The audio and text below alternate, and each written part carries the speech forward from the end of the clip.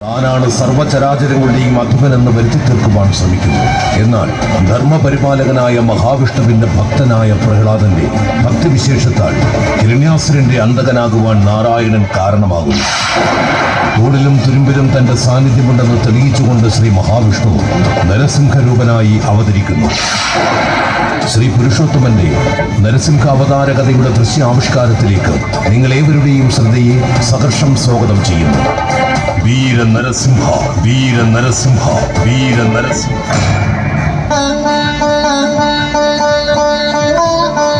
ഓം നമോ നാരായണായ. ഓം നമോ നാരായണായ. എന്താ ത്രൈലോക്യനാഥനായ ഹിരണ്യാസുരന്റെ കൊട്ടാരത്തിൽ നാരായണ മന്ത്രമോ? ധിക്കാരം! ആരാണ് ഈ ശിവമന്ത്രം ഉച്ചരിക്കുന്നത്? ശോഭിക്കേണ്ട പിതാശ്രീ, ഇത് നാം തന്നെയാണ്, അവിടുത്തെ പുത്രൻ. നമ്മുടെ പുത്രനോ? പ്രഹ്ലാദ, നമ്മുടെ വർഗശത്രുവിന്റെ നാമം നീ ജപിക്കുന്നതെന്തിന്?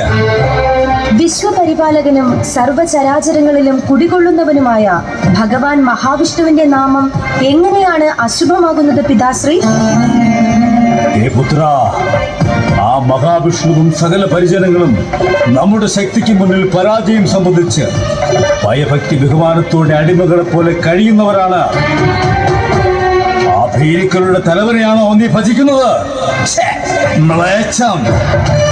ഇന്നു മുതൽ സമസ്ത ജീവജാലങ്ങളും ഓം ഹിരണ്യായ നമഃ എന്ന നാമം മാത്രമേ ഭജിക്കുവാൻ പാടുള്ളൂ. പിതാശ്രീ, ഈ അസുരവംശം തന്നെ ദേവസൃഷ്ടി, അവിടുന്ന് ത്രിലോകനാഥനാകുന്നത്. നീ നമ്മുടെ പുത്രനാണ്, നീയും നമ്മുടെ ആജ്ഞ അനുസരിക്കേണ്ടവനാണ്. അല്ലാത്ത പക്ഷം പുത്രനാണെന്ന പരിഗണന പോലും ഉണ്ടായിരിക്കില്ല. പിതാശ്രീ, അവിടുത്തെ വാക്കുകൾ തന്നെ ഈശ്വരനിന്ദ ഉളവാക്കുന്നതാണ്. ഭഗവാൻ നാരായണന്റെ നാമമല്ലാതെ മറ്റൊരു നാമവും ഞാൻ ഭജിക്കില്ല.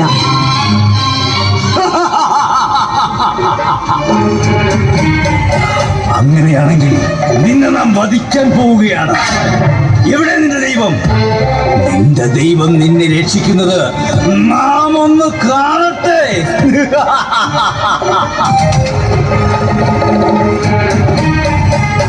പിതാശ്രീ, ഈ തൂണിലും തുരുമ്പിലും സർവചരാചരങ്ങളിലും എന്റെ ദൈവം ഇരിപ്പുണ്ട്.